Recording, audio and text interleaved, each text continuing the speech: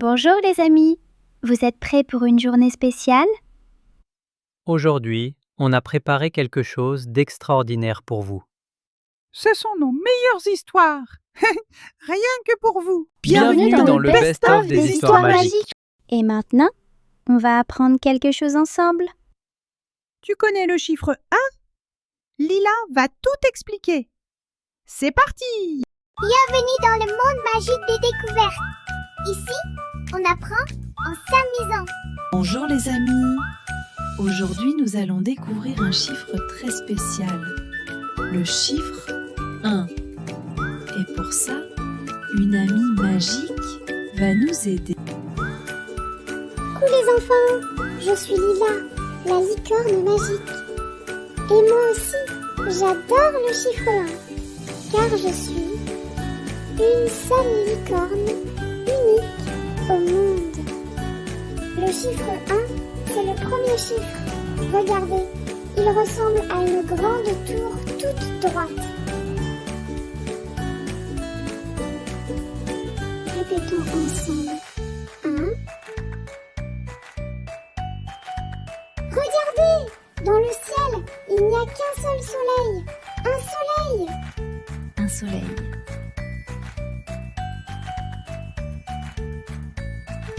Oh, ici, il y a un seul arbre. Un arbre. Un arbre. Hé, un ballon. Il n'y en a qu'un seul. Un ballon. Un ballon. 1, c'est rigolo. 1, on l'apprend tôt. Un soleil, un ballon, une licorne aussi. Le chiffre 1, c'est facile, mes amis. 1, c'est rigolo. 1, on l'apprend tôt. Un soleil, un ballon, une licorne aussi. Le chiffre 1, c'est facile, mes amis. Maintenant, jouons ensemble. Je vais vous montrer des images et vous devez dire s'il y en a une ou plusieurs. Oui, bravo! Il y a une pomme. Oh non! Là, il y en a plusieurs, pas une.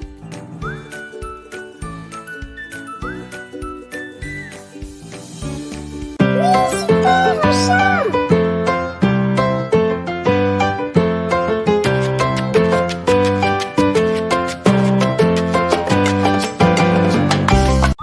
Regardez les amis, tout le monde est revenu autour du chiffre magique, le chiffre 1.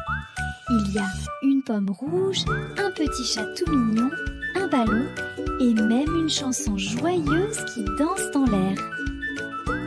Bravo les enfants, vous avez appris à reconnaître le chiffre 1. Répétons ensemble une dernière fois. 1.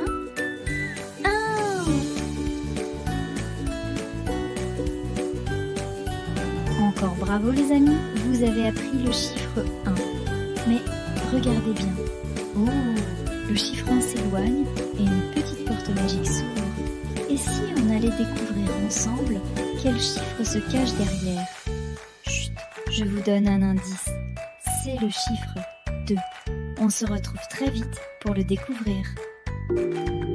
Oh, oh, j'entends le grand méchant loup qui arrive.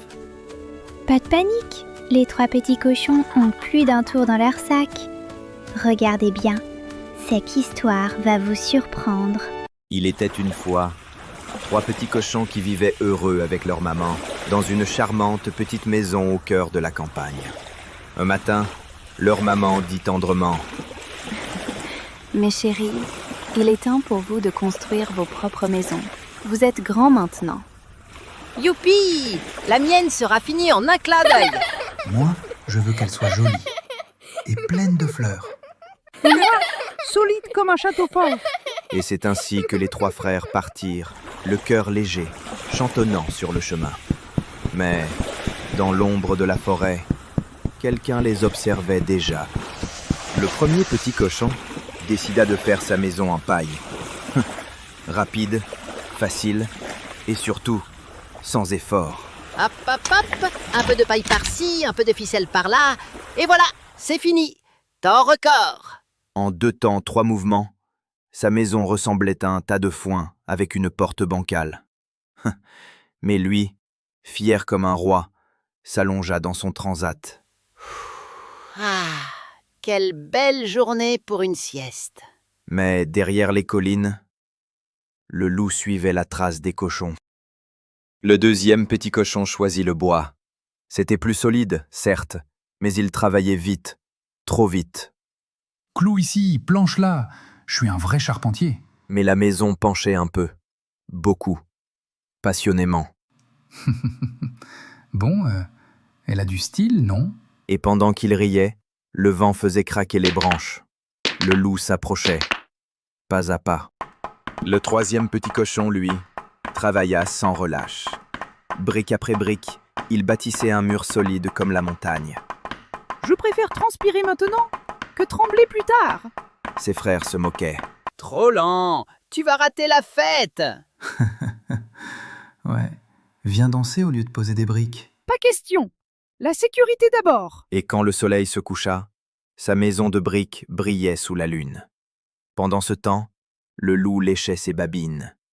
Le grand méchant loup arriva devant la maison de paille. Petit cochon, laisse-moi entrer. Oh non, pas question. Par les poils de mon menton. Alors je vais souffler, et ta maison va s'envoler. Et en un instant, la maison disparut dans un nuage de foin. Le cochon hurla et courut vers la maison de bois. Le loup arriva devant la maison de bois, le ventre gargouillant.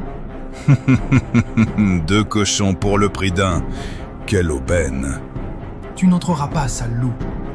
Alors, je vais souffler encore plus fort. Les planches volèrent et les 2 cochons s'enfuirent vers la maison de briques. Le loup furieux grogna. Cette fois, je les aurai. Les 3 cochons se réfugièrent dans la maison de briques. Le loup arriva, haletant. Petit cochon, laisse-moi entrer. Pas par les poils de mon menton. Alors je vais souffler. Souffler et souffler encore. Mais la maison resta debout, fière et solide. Le loup pesta, puis décida de grimper sur le toit. Allons préparer la marmite, mes frères. Le loup tomba tout droit dans la marmite bouillante. Aïe, trop chaud. Je déteste les cochons. Et le grand méchant loup ne revint jamais. Les 3 frères cochons dansèrent autour de leur maison en riant. Finalement, les briques, c'est pas si mal. Promis, la prochaine fois, je cloue droit. Comme quoi, le travail bien fait finit toujours par payer. Et c'est ainsi que les 3 petits cochons vécurent heureux, à l'abri du vent et des loups, pour toujours. Dites les amis, quelle est votre couleur préférée? Moi je sais, c'est le bleu. Venez découvrir toute la magie de cette belle couleur. Bienvenue dans le monde magique des découvertes. Ici, on apprend en s'amusant. Bonjour les amis. Aujourd'hui, nous allons découvrir une couleur très spéciale, la couleur bleue. Coucou les enfants, je suis Zoé la fée. Aujourd'hui, je vais vous montrer tout ce qui est bleu. Regardez bien. Qu'est-ce qui est bleu? Ce joli ballon tout bleu brillant qui flotte dans le ciel. Oh! Une petite voiture bleue rigolote. Regardez ce joli papillon bleu lumineux. Donc mes petits choux, nous avons vu un joli ballon bleu flottant dans le ciel, une petite voiture bleue rigolote et un magnifique papillon bleu avec ses jolies ailes lumineuses. Le bleu est aussi partout dans la nature. Regarde ce beau ciel bleu lumineux. Regarde cette mer calme et brillante.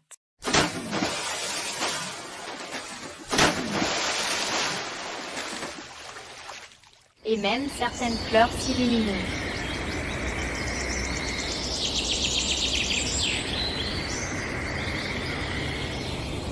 Voilà mes petits choux, cette fois-ci nous avons vu un beau ciel bleu, une mer toute bleue et une jolie fleur bien lumineuse. Maintenant, c'est l'heure d'un petit jeu. Je vais te montrer plusieurs objets, à toi de deviner lequel est bleu. Cette pomme est-elle bleue?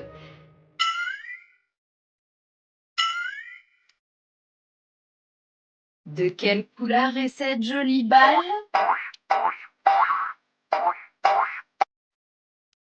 Et cette banane est-elle bleue? Dites-moi si ce chat est bleu.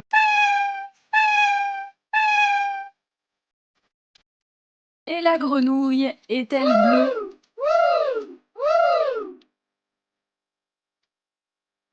Et ce chien est-il bleu?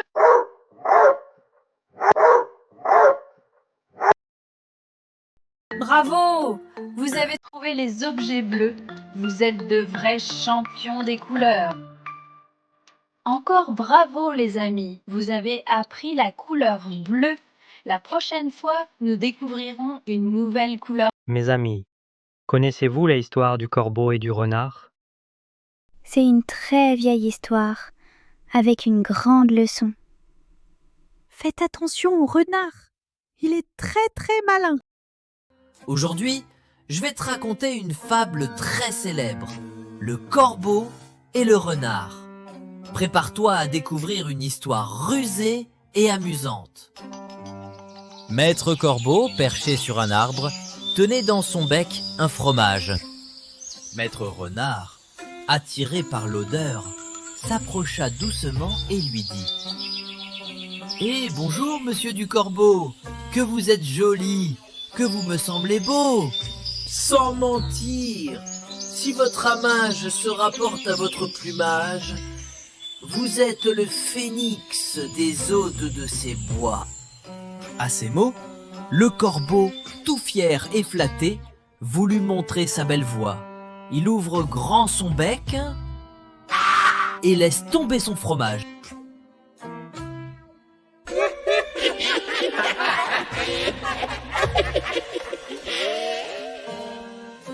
Le renard s'en saisit et dit « Mon bon monsieur, apprenez que tout flatteur vit aux dépens de celui qui l'écoute.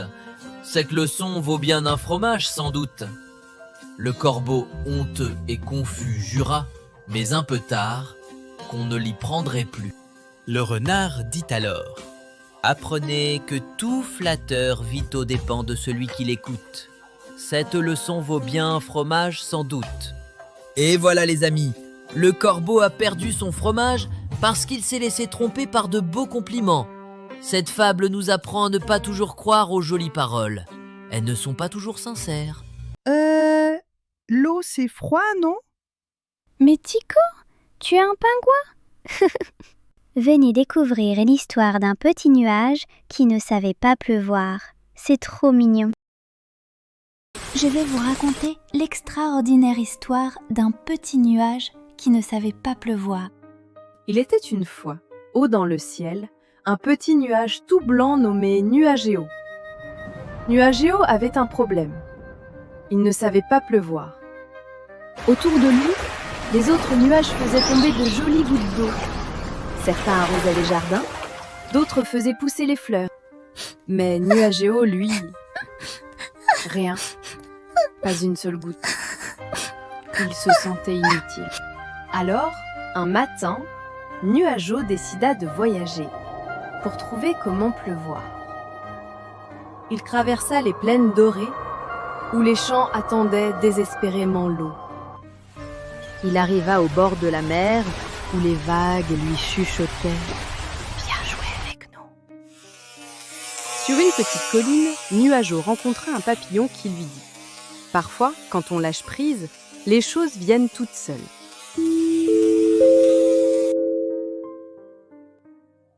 En dessous, de petites fleurs jaunes essayaient d'ouvrir leurs pétales, mais elles avaient soif. Nuagéo pensa à elle, et soudain, ploc! une goutte tomba. Puis 2, puis des dizaines, les fleurs s'ouvrirent, les oiseaux chantèrent. Nuageau avait compris parfois, on réussit mieux quand on pense à aider les autres plutôt qu'à être parfait. Et pour finir, une histoire que vous adorez tous. Mais attention, le grand méchant loup rôde dans la forêt. Installez-vous bien confortablement. Le petit chaperon rouge arrive. Bonne histoire, les amis.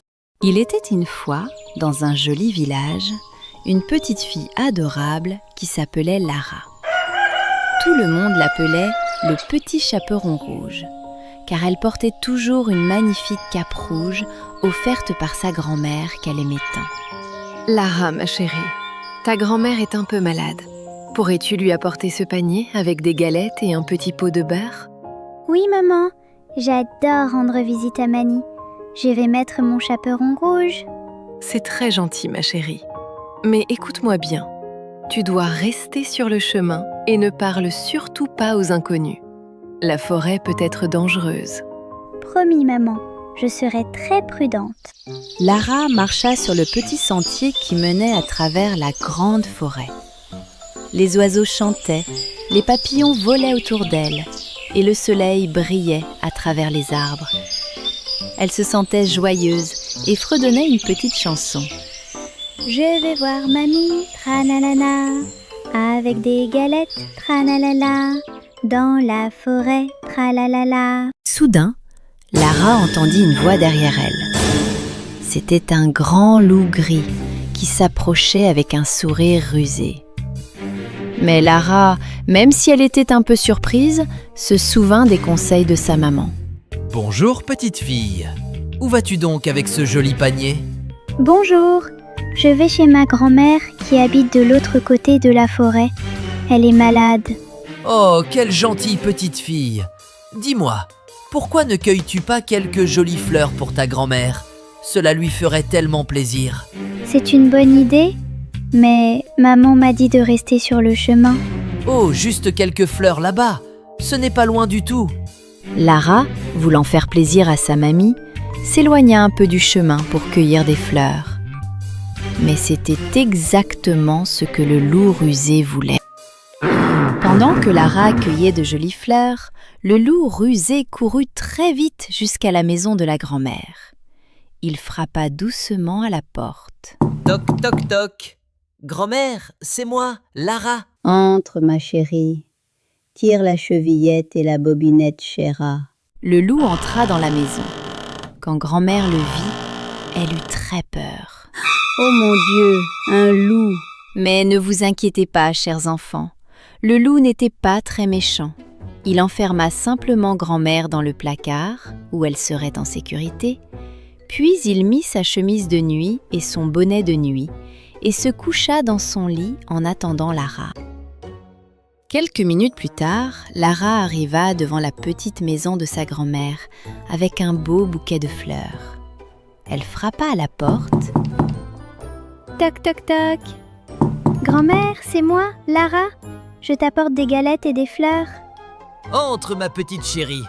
Tire la chevillette et la bobinette Chéra. Lara entra dans la maison et s'approcha du lit. Mais quelque chose lui semblait bizarre. Lara s'approcha du lit et regarda sa grand-mère.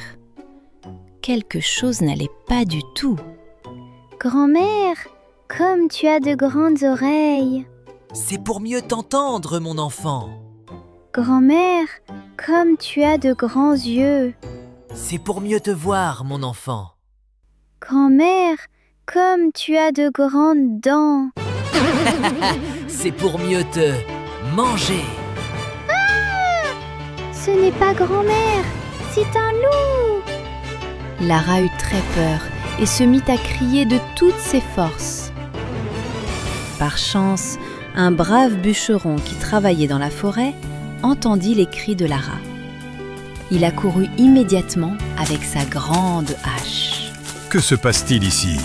J'ai entendu des cris. Monsieur le bûcheron, un loup a pris la place de ma grand-mère. Ne t'inquiète pas, petite. Je vais m'occuper de ce vilain loup. Oh non, un bûcheron! Le bûcheron était grand et fort. Quand le loup le vit, il comprit qu'il était temps de partir. Le loup, qui avait très peur du bûcheron et de sa grande hache, se précipita vers la porte. Pardon, je ne le ferai plus jamais. Au revoir. Et ne reviens jamais. Cette forêt est protégée. Le loup courait si vite que ses pattes pouvaient à peine toucher le sol. Il s'enfuit dans la forêt et on ne le revit plus jamais dans cette forêt. Il est parti. Ouf. Le bûcheron ouvrit le placard et libéra la grand-mère, qui était un peu effrayée, mais qui allait bien. Madame, vous voilà sauvée. Le loup est parti pour de bon. Oh, merci, merci, brave homme. Et ma petite Lara, tu vas bien? Mamie, j'ai eu si peur. Je suis désolée, je n'aurais pas dû écouter le loup et quitter le chemin. L'important, c'est que tu sois en sécurité maintenant, ma chérie. Tu as compris la leçon? Oui, mamie. Plus jamais je ne parlerai aux inconnus et je resterai toujours sur le chemin, comme maman me l'a dit. Pour remercier le brave bûcheron, grand-mère l'invita à partager les délicieuses galettes que Lara avait apportées. Ils s'installèrent tous les trois autour de la table pour un joyeux goûter. Cher monsieur le bûcheron, restez donc prendre le goûter avec nous. C'est bien la moindre des choses après nous avoir sauvés. Avec grand plaisir, madame. Ces galettes ont l'air délicieuses. Et regarde, Mani, j'ai cueilli ces jolies fleurs pour toi. Elles sont magnifiques, ma chérie. Je vais les mettre dans un vase. Elles vont égayer la maison. Et c'est ainsi que notre histoire se termine bien. Lara avait appris une très importante leçon. Il faut toujours écouter ses parents, ne jamais parler aux inconnus et rester sur le bon chemin. Les enfants, souvenez-vous de ce que Lara a appris aujourd'hui. Toujours écouter papa et maman.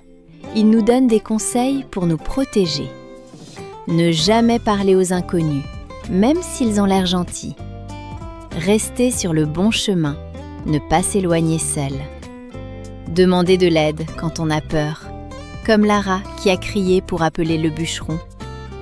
Et n'oubliez pas d'être toujours poli et gentil avec vos grands-parents qui vous aiment tant.